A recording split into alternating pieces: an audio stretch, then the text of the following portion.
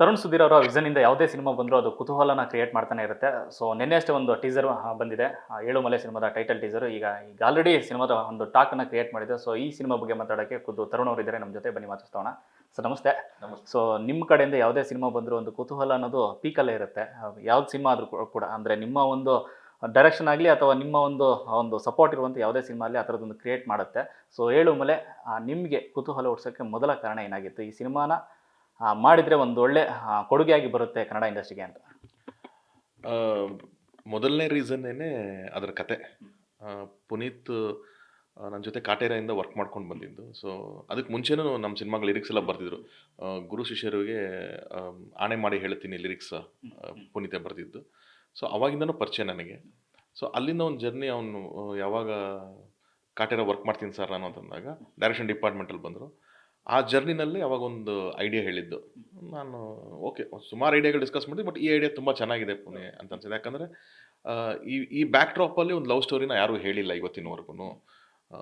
ತುಂಬ ಅದು intense back drop, ಅದನ್ನು ಡಾಕ್ಯುಮೆಂಟ್ರಿ ಥರನೋ ಅಥವಾ ಒಂದು ಇನ್ಸಿಡೆಂಟ್ ಆಗಿನೋ ನೋಡಿರ್ಬೋದು ಎಲ್ಲರೂ. ಬಟ್ ಒಂದು ಅದ್ರ ಬ್ಯಾಕ್ ಡ್ರಾಪಲ್ಲಿ ಲವ್ ಸ್ಟೋರಿ ಆಗಿಲ್ಲ. ತುಂಬ ಚೆನ್ನಾಗಿದೆ ಐಡಿಯಾ ಇದು. ಸೊ ಇದನ್ನ ಇಟ್ಕೊಂಡು ವರ್ಕ್ ಮಾಡೋಣ ಅಂತಂದಮೇಲೆ ಆ ಸಿನಿಮಾ ನಡೀತಾ ಟೈಮಲ್ಲೇ ಇದ್ರದ್ದೊಂದು ಸ್ಕ್ರಿಪ್ಟ್ ವರ್ಕ್ ಮಾಡ್ತಾನೆ ಬಂದ್ವಿ ನಾವು. ಆ್ಯಂಡ್ ತುಂಬ ರಿಸರ್ಚು, ತುಂಬ ಹೋಮ್ವರ್ಕು ಎಲ್ಲ ಮಾಡಿ ಒಂದು ಅದ್ಭುತವಾದಂಥ ಸ್ಕ್ರಿಪ್ಟ್ ರೆಡಿ ಮಾಡಿದ್ರು Puneeth. So that was the first thing ನನಗೆ ಎಕ್ಸೈಟ್ ಮಾಡಿದೆ. ಯಾಕಂದರೆ ಆ ಜರ್ನಿನಲ್ಲಿ ಕೂಡ ಎಲ್ಲೂ ಅವ್ರು ನನಗೆ ಸರ್ ನೀವು ಪ್ರೊಡ್ಯೂಸ್ ಮಾಡಿ ಪಿಕ್ಚರ್ ಅಂತ ಹೇಳಿರಲಿಲ್ಲ.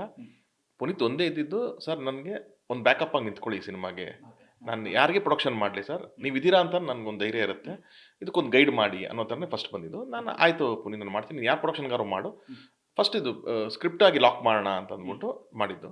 ಸ್ಕ್ರಿಪ್ಟೆಲ್ಲ ಲಾಕ್ ಆದಮೇಲೆ ನಾನು ಯಾವಾಗ ನಾನು ಅಟ್ಲಾಂಟಾ ನಾಗೇಂದ್ರ ಸರ್ ಜೊತೆ ಡಿಸ್ಕಸ್ ಮಾಡಿದೆ, ಅವಾಗ ಅವ್ರು ಸರ್ ಈ ಥರದ್ದು ಒಂದು ಕತೆ ನಾವು ನಮ್ಮ ಬ್ಯಾನರ್ಲ್ಲಿ ಹೇಳಬೇಕು ಸರ್, ನಾವು ತುಂಬ ಒಳ್ಳೊಳ್ಳೆ ಕಾಂಟೆಂಟ್ಸೇ ನಮ್ಮ ಬ್ಯಾನರ್ಲ್ಲಿ ಹೇಳ್ಕೊಂಬಂದಿದ್ದೀವಿ. ಸೊ ಇದು ತುಂಬ ನಾವು ವೆಯ್ಟ್ ಮಾಡ್ತಿದ್ದೀವಿ ಈ ಥರದೊಂದು ಕತೆಗಲ್ವಾ ಸರ್, ಇದು ನಾವು ಮಾಡೋಣ ಅಂತಂದರು. ಅವಾಗ ನಾವು ಆಯಿತು ಅಫಿಷಿಯಲಾಗಿ ಅವನಿಗೆ ಇದು ನಾನೇ ಮಾಡ್ತೀನಿ ಪುನಿ ಅಂತಂದ್ಬಿಟ್ಟು ಅವಾಗ ಒಳಗಡೆ ಬಂದಿದ್ದು. ಈ ಪೀರಿಯಡಿಕ್ ಕತೆಗಳು ಯಾಕೆ ನಿಮ್ಗೆ ಅಷ್ಟೊಂದು ಕಾಡುತ್ತೆ ಅಂತ? ಯಾಕಂದರೆ ಗುರು ಶಿಷ್ಯರು ನೋಡಿದ್ರೆ 90s ಕತೆ, ಈಗ 2000 ಸಂಬಂಧಪಟ್ಟಂಥ ಇದೊಂದು ಕತೆ.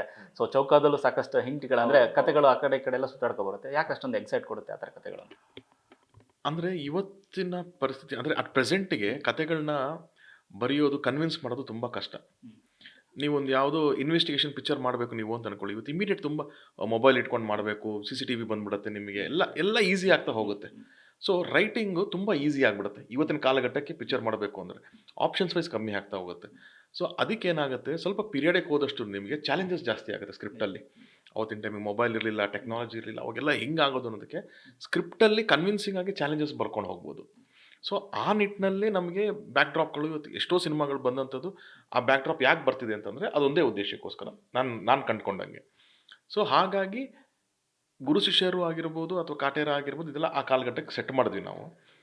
ಬಟ್ ಈ ಸಿನಿಮಾ ಏನಾಗಿದೆ ಅಂತಂದರೆ, ಇದನ್ನು ನೀವು ಒಂದು ವರ್ಷ ಹಿಂದಕ್ಕೂ ತೊಗೊಳೋಕ್ಕಾಗಲ್ಲ, ಒಂದು ವರ್ಷ ಮುಂದಕ್ಕೂ ತೊಗೊಳೋಕ್ಕಾಗಲ್ಲ, ಎಕ್ಸಾಕ್ಟ್ ಆ ಇಯರ್ಗೆ ಮಾಡಬೇಕು. ಆ ಥರದ್ದು ಒಂದು ಚಾಲೆಂಜಸ್ ಇರುವಂಥ ಒಂದು ಸ್ಕ್ರಿಪ್ಟ್ ಇದು. ಸೊ ಹಾಗಾಗಿ ನಾವು ಅದೇ ಇಯರ್ 2004 ನಾವು ಕೇಳಿದ್ದಿಲ್ಲ ಆ ಸ್ಕ್ರಿಪ್ಟೇ. ನಾವು ಇನ್ಸಿಡೆಂಟ್ ಅಂತ ಕೇಳಿದ ತಕ್ಷಣ ನಿಮಗೆ ತೊಗೊಂಬಂದಂಥ ಒಂದು ಬ್ಯಾಕ್ ಡ್ರಾಪ್ ಅದು. ಸೊ ಹಾಗಾಗಿ 2004ಗೆ ಲಾಕ್ ಆದ್ವಿ ನಾವು. ಸರ್ ಸಿನಿಮಾದ ಟೈಟಲ್ ಟೀಸರ್ಗೆ ಒಳ್ಳೆ ರೆಸ್ಪಾನ್ಸ್ ಸಿಗ್ತದೆ. ಅದ್ರ ಜೊತೆಗೆ ಒಂದಷ್ಟು ಕಮೆಂಟ್ಸ್ಗಳನ್ನು ನೋಡಿದಾಗ ಒಂದು ಕ್ಲಾರಿಟಿ ಸಿಗಬೇಕಾಗಿದೆ. ಒಂದು ಟೈಟಲ್ ವಿಚಾರದಲ್ಲಿ ಎಲ್ಲರೂ ಕನ್ಫ್ಯೂಷನ್ ಇರೋದು, ತಮಿಳ್ ಟೈಟಲ್ ಹಾಕಿಟ್ಟಿದ್ದಾರೆ ಅನ್ನೋ ಥರ ಮಾತಾಡಿದೆ. ಆ್ಯಕ್ಚುಲಾಗಿ ಅದು ಗೊತ್ತಿಲ್ಲ, ಅಪ್ಪಟ ಕನ್ನಡದ ಒಂದು ಟೈಟಲು, ಬಟ್ ಟೈಟಲ್ ವಿಚಾರದಲ್ಲಿ ಒಂದಷ್ಟು ಕಮೆಂಟ್ಸ್ ಬರ್ತಾ ಇದೆ. ಅದಕ್ಕೆ ನಿಮ್ಮ ರಿಯಾಕ್ಷನ್? ಖಂಡಿತವಾಗ್ಲೂ ಇದು ಕನ್ನಡದ ಟೈಟಲ್ಲು. ನಿಮಗೆ ಆ 7 ಬೆಟ್ಟಗಳು ಇರುತ್ತೆ, ಏನು ಮಲೆ ಮಹದೇಶ್ವರ ದೇವಸ್ಥಾನ ಇದೆ, ಅದನ್ನು 7 ಮಲೆ ಅಂತಲೇ ಕರೀತಾರೆ. ತಮಿಳಲ್ಲಿ ಅದನ್ನು 7 ಮಲೈ ಅಂತಾರೆ. ಯಾಕಂದರೆ ಇದು ಕರ್ನಾಟಕ ತಮಿಳುನಾಡು ಬಾರ್ಡರ್ಲಿ ಇರೋದ್ರಿಂದ ಬಹುಶಃ ಆ ಥರ ಸೌಂಡಿಂಗ್ ಆಗ್ಬೋದೇನೋ. ಬಟ್ 7 ಮಲೆ ಅಂತ ಅನ್ನೋದು ನಮ್ಮಲ್ಲಿ ಕನ್ನಡದಲ್ಲಿ ಬೆಟ್ಟಗಳಿಗೆ ಕರೆಯುವಂಥ ಇನ್ನೊಂದು ಹೆಸರು ಅಲ್ವಾ. ಹಾಗಾಗಿ ನಿಮಗೆ ಅದು ಬರುತ್ತೆ. ಆ್ಯಂಡ್ ನಾವು ಇವತ್ತಂತಲ್ಲ, ನೀವು ಜೋಗಿ ಸಿನಿಮಾ ತೊಗೊಂಡ್ರೆ 7 ಮಲೆ ಮೇಲೆ ರೀ, ಸೊ ಅದು ಕನ್ನಡ ಪದನೇ ಬಂದಿದ್ದು. ಇದಕ್ಕೂ ಹಿಂದೆ ನೀವು ತೊಗೋತೀರಾ ಅಂತಂದರೆ ಅಣ್ಣವ್ರದ್ದೇ ಒಂದು ಹಾಡಿತ್ತು ನಿಮಗೆ, ಆನು ಮಲೆ ಜೇನು ಮಲೆ 7 ಮಲೆ 77 ಮಲೆ ಅಂತಲೇ ಬರುತ್ತಲ್ಲಿ. ಸೊ ಅದೇನು ತಮಿಳಿಂದ ಬಂದಂಥ ಪದ ಅಲ್ಲ, ಅಪ್ಪಟ ಕನ್ನಡದ ಪದ ಅದು. ಒಂದೇ ಪದದ 2 ಬೇರೆ ಬೇರೆ ಕರೆಯೋದಕ್ಕೆ ತಮಿಳವ್ರು ಅದನ್ನು 7 ಮಲೈ ಅಂತ ಹೇಳ್ತಾರೆ. ಮಲೈ ಅಂತಂದರೆ ಅಲ್ಲಿ ಕೂಡ ನಿಮಗೆ ಬೆಟ್ಟಗಳು ಅಂತಲೇ ಬರೋದು. ಸೊ ಹಾಗಾಗಿ ಇದು ಅಲ್ಲಿ ಏನು ಕರೀತಾರೆ, ಆ ಪ್ರದೇಶಕ್ಕೆ ಏನಂತ ಹೆಸರಿಡ್ತಾರೆ, ಅದನ್ನೇ ತುಂಬ ಕ್ಲಿಯರಾಗಿ ಇಟ್ಟಂತ ಕನ್ನಡ ಟೈಟಲ್. ಸೊ ಅದಕ್ಕೆ ತಮಿಳಲ್ಲಿ ಅದು 7 ಮಲೆ ಆಗತ್ತೆ, ಹಾಗಿದೆ ಅಷ್ಟೇ. ಸಿನಿಮಾದ ಟೈಟ್ಲ್ ಕೇಳ್ತಿದ್ದಂಗೆ ಕತೆ ಕೂಡ ಅಷ್ಟು ಸುತ್ತ ಏನು ಬೆಟ್ಟದ ಸುತ್ತಮುತ್ತನೇ ನಡೆಯುತ್ತಾ ಅಂತ. ಹೌದು. ನಾನು ನಿಮಗೆ ಪ್ರೆಸ್ ಮೀಟಲ್ಲಿ ಅದೇ ಹೇಳಿದೆ. ಅದು ಪ್ರಾಪರ್ ಆ ಬಾರ್ಡರ್ ಏನಿದು ಬೆಟ್ಟ ಇದೆಯಲ್ಲ, ಇದೇ ನಮಗೆ ಡಿವೈಡ್ ಮಾಡ್ತಾರೆ. ಒಂದು ಬಾರ್ಡರ್ ಥರ ಡಿವೈಡ್ ಮಾಡ್ತಿದೆ. ತಮಿಳ್ನಾಡು, ಕರ್ನಾಟಕನ ಆಲ್ಮೋಸ್ಟ್ ಡಿವೈಡ್ ಮಾಡುವಂಥ ಒಂದು ಬಾರ್ಡರ್. ಸೊ ಇಡೀ ಚಾಮರಾಜನಗರ ಬ್ಯಾಕ್ ಡ್ರಾಪಲ್ಲೇ ನಡೆಯುವಂಥದ್ದು ಈ ಕತೆ.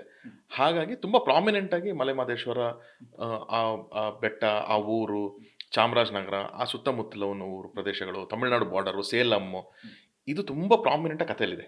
ಸೊ ಹಾಗಾಗಿ ನಾವು ಅದನ್ನು ಬೇಸ್ ಮಾಡಿ ಮಾಡಿರೋದು.